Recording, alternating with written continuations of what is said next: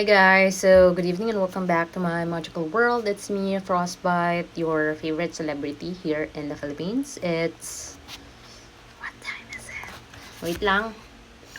It's 11:19 in the evening right now. Today is July 29, 2025, and it's Tuesday, so I hope you did well today because I did well today. So I've accomplished my goal today. It's not the goal is for just for today. So it's successful. Hindi naman siya mahirap.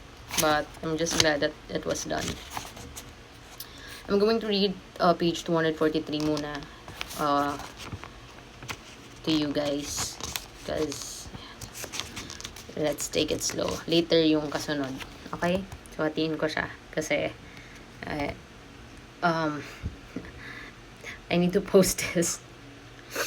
So, alchemy depends on the reconciliation of various opposite qualities. And in thinking about herself, Fernandez can identify many contrary impulses that are reconciled in her work. She is personally drawn to minimalism, a form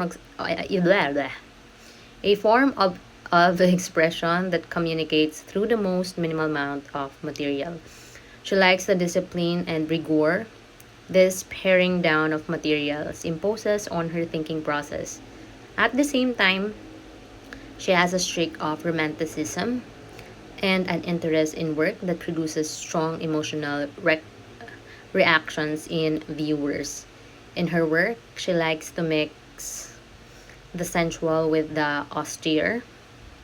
She has noticed that expressing this and other tensions with herself gives her work a particular disorienting and dreamlike effect upon viewers. Since childhood, Fernandez has always had a peculiar sense of scale. She would find it odd and disturbing that a relatively small space or room could evoke a much larger and even a vast space by its layout or the arrangement of windows. Children are generally obsessed with scale, playing with miniaturized version of the adult world. Yet, feeling as if these miniatures represent real objects that are much larger. We generally lose this interest as we got older, but in Fernandez's piece Eruption 2005, she brings us back to an awareness of the potential disturbing emotions that can be evoked by playing with our sense of scale. The piece is a relatively small floor sculpture in the shape of blob that resembles an artist's palette. It consists of thousands of clear glass beads layered on the surface. Below the beads lies in the enlarged image of an abstract painting, which makes the beads reflect various colors, giving piece the distinct look of the mouth of a bubbling volcano. We cannot see the underlying image, and we are not aware that the beads themselves are clear. So our eye is simply drawn into the effect as we imagined much more than is actually here. In the smallest of spaces, she has thus created a feeling of deep and vast landscape. We know it is an illusion, but are moved by sensation and tensions that the piece creates. So usually, this kind of pieces gives us a kind of like emotion where sometimes if it reflects what you experienced before, or your perspective or perception of life, right? So in making work for an outdoor public space, artists generally go in one of two directions: creating something that blends into the landscape in an interesting way, or instead making something that stands out from the surroundings and calls attention to itself. In creating her piece, Seattle Cloud Cover 2006 at the Olympic Sculpture Park in Seattle, Washington, Hello, billionaire.